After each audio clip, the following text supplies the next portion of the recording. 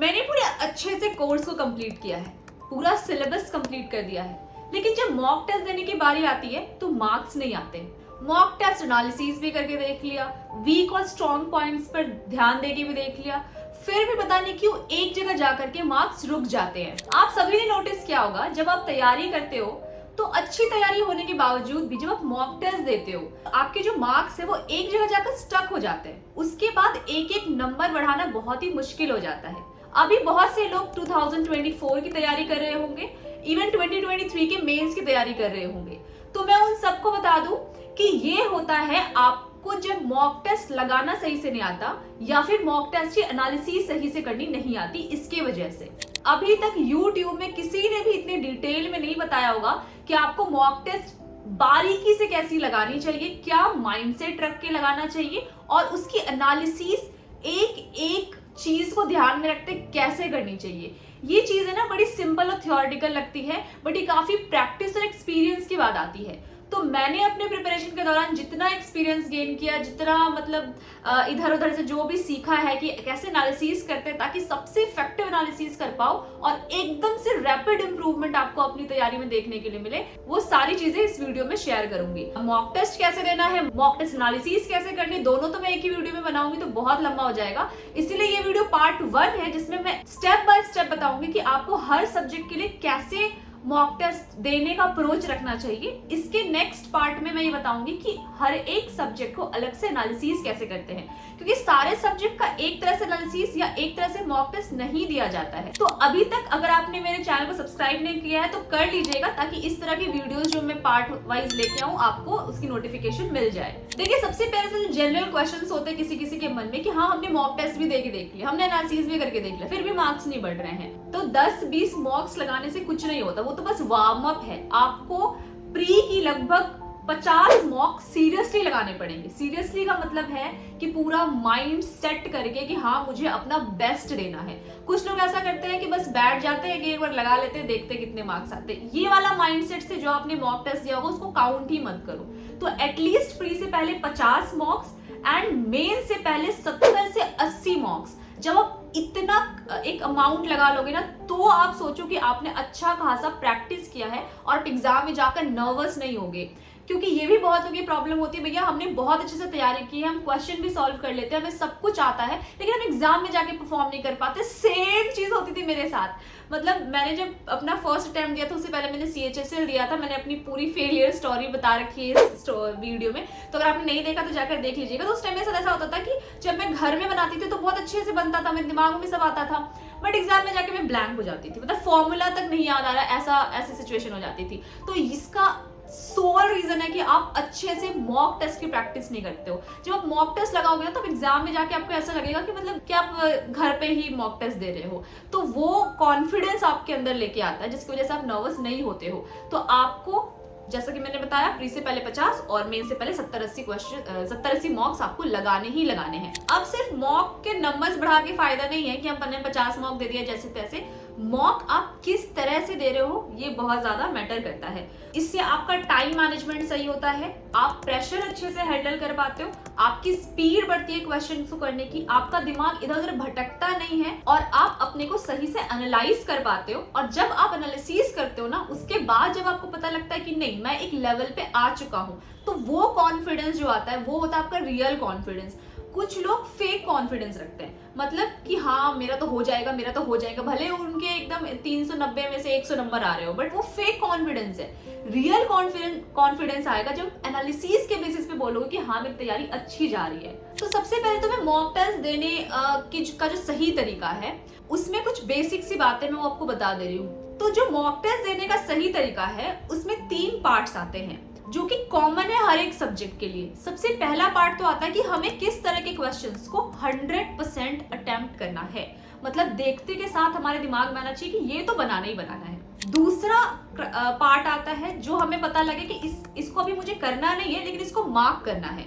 Mark हम उन questions को करते हैं जो कि हमें पता है कि बन तो जाएगा, बट एट दिस टाइम बनाना ये बेनिफिशियल नहीं होगा, हो सकता है टाइम वेस्ट हो जाए, उसको हम मार्क करके रखते हैं, ताकि जब हम वापस सेकेंड गो में जाए तो हम सबसे पहले मार्क्ड वाले पर ही आए। तीसरा पार्ट आता है स्किप, कि हमें ऐसे क्वेश्चंस देखते के साथ ही स्किप करना है, उसमें टाइम बिल्कुल वेस्ट नहीं करना है कि हम टाइम भी सही जगह नहीं लगा पाते और हमारा पूरा परफॉर्मेंस फिर खराब होने लगता है। तो इन तीनों को हम अच्छे से समझते हैं कि कौन से क्वेश्चंस है जिसमें आपको ये तीनों चीजें करनी है। तो सबसे पहले बात करते हैं कि ऐसे क्वेश्चंस जिन्हें हमें देख करके ही पता होना चाहिए, इन्हें हमें 100% अटेम्प्ट करना है, चाहे वो मैथ्स हो, रीजनिंग हो, जीएस हो या इंग्लिश हो, किसी भी सब्जेक्ट के लिए। तो पहला है रिपीटेड क्वेश्चन, सेम जो आप घर से करके आए हुए हो। अगर आपको सेम पैटर्न पे क्वेश्चन मिलता है तो आपको 100% उसको अटेम्प्ट करना ही करना है। जैसे मैथ्स में मान लीजिए कि आपसे ऐसा पूछ लिया कि भैया इतने परसेंट का सीपी है और इतने परसेंट की इसमें प्रॉफिट होगी, तो इसका एसपी कितना है, ठीक है। इस तरह के जो सिंपल रिपीटेड पैटर्न के क्वेश्चंस होते हैं। इंग्लिश में कुछ बहुत ही कॉमन वोकैबुलरी आपसे पूछ ली गई, जैसे कि एनेक्डोट का क्या सिनोनिम होता है। तो जो ऐसे कॉमन क्वेश्चंस है वो तो आपको 100% अटेम्प्ट करना है। या जीएस में आपसे कोई बहुत ही कॉमन चीज पूछ ली, जैसे गंगा कहाँ से निकलती है, गंगोत्री से निकलती है। तो मतलब इस तरह के जो क्वेश्चंस है ना, जो आपको रिपीटेड है, जो आपने याद करके आए हो, वो आपको पहले अटेम्प्ट में 100% अटेम्प्ट करना ही करना है, इसको नहीं छोड़ना है पहले, ठीक है। दूसरी चीज कि आप भले ही सेम रिपीटेड पैटर्न पर ना हो, लेकिन जब आप उसको पढ़ रहे हो तो आपको दिमाग में एक आइडिया बनता जा रहा है कि हाँ ऐसे ऐसे करके सॉल्व होगा तुरंत में, यानी कि सोचना पड़ रहा है। उससे रिलेटेड जितने फॉर्मूलाज हैं, जो भी चीजें, वो आपको याद है अच्छे से, तो आपको उसको 100% अटेम्प्ट करना है, ठीक है। मान लीजिए कुछ क्वेश्चंस होते हैं जो थोड़ा ट्विस्ट करके दे देते हैं, लेकिन पढ़ने से भी आपको समझ में आ जाता है कि हाँ ये मैं बना लूंगा तुरंत, तो उनको आपको फर्स्ट अटेम्प्ट में 100% अटेम्प्ट करना ही करना है। अब कुछ लोग कहते हैं कि लेंदी क्वेश्चंस को नहीं करना चाहिए, लेकिन लेंदी क्वेश्चंस आपको 100% अटेम्प्ट तब करनी चाहिए जब आपने सेम टाइप का क्वेश्चन पहले किया हो, क्योंकि सेम टाइप के कुछ क्वेश्चंस हैं जो लेंदी होते हैं बट आपने कर रखा है सेम टू सेम क्वेश्चंस, तो आपको अटेम्प्ट करना है अगर लेंदी है तो भी। अब हम आते हैं कि हमें कौन से क्वेश्चंस को फर्स्ट अटेम्प्ट में मार्क करना है। कभी कभी ऐसा होता है कि हम क्वेश्चंस पढ़ लिया, समझ लिया, बना लिया, ऑप्शन से मार्क कर दिया, बट हमें डाउट होता है कि एक बार इसको रिपीटेडली चेक करते हैं। तो आपको उसी टाइम चेक नहीं करना है, क्योंकि उससे आपका टाइम वेस्ट होगा। तो आप एक बार बना लो, मार्क कर लो, लेकिन बाद में जब आप उस क्वेश्चन पे आओगे तो जाकर उसको चेक करना है, यानी कि उस क्वेश्चन को आपको मार्क करके रखना है चेक करने के लिए। दूसरा है कि मान लीजिए आपको क्वेश्चन तो आता है, रिपीटेड पैटर्न का भी है, ज्यादा लेंदी भी नहीं है, लेकिन आपको कैलकुलेशन देखकर ऐसा लग रहा है कि भैया इसको अगर मैं टच करूंगा ना तो टाइम लग जाएगा मुझे। तो अगर कैलकुलेशन भी ऐसा है तो भी आप उसको मार्क कर लीजिए कि बन तो जाएगा बट कैलकुलेशन टफ है तो बाद में देखूंगा। कुछ क्वेश्चंस ऐसे होते हैं जो आपको लगता है कि यार ये बन तो जाएगा, मतलब पढ़ के लग रहा है कि हाँ कुछ ना कुछ आइडिया तो आ जाएगा, थोड़ा ट्राई करूंगा तो बन जाएगा, लेकिन एट द टाइम मतलब मुझे थोड़ा सोचना पड़ेगा कि हाँ ऐसा है, मतलब थोड़ा सा इधर से उधर से।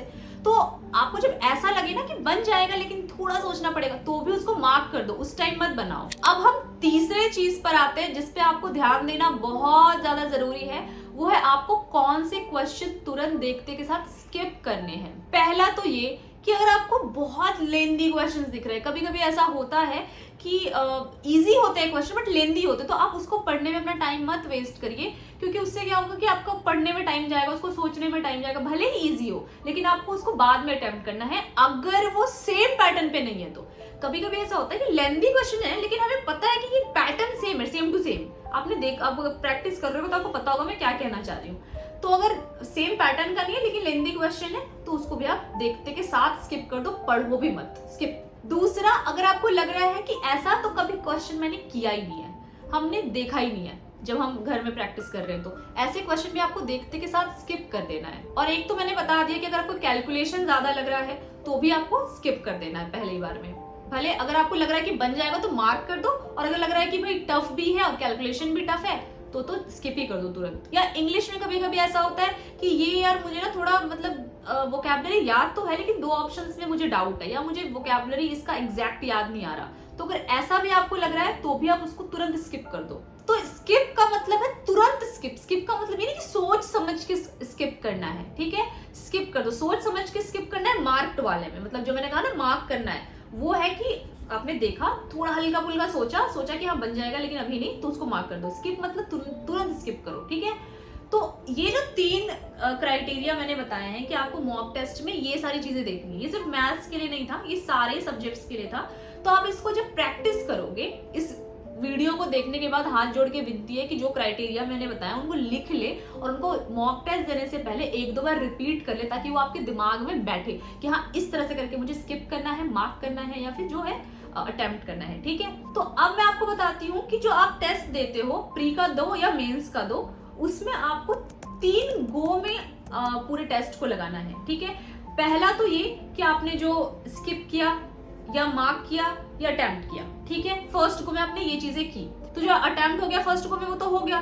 सेकेंड गो में आपको करना है मार्क्ड वाले क्वेश्चन, क्योंकि मार्क्ड वाले क्वेश्चन में आपने थोड़ा सा सोचा हुआ है, फॉर्मूला याद है, क्वेश्चन बन सकता है, बस कैलकुलेशन थोड़ा टफ होगा या थोड़ा सा ट्विस्ट होगा। तो जो मार्क क्वेश्चंस है ना, उनमें आपको सेकंड गो में पहले जाना है, स्किप वालों को सेकंड गो में नहीं करना है। अब जब इनमें भी क्वेश्चंस आपके बन गए, उसके बाद थर्ड गो में आपको आना है जो आपने कंप्लीटली देखते के साथ स्किप कर दिया था।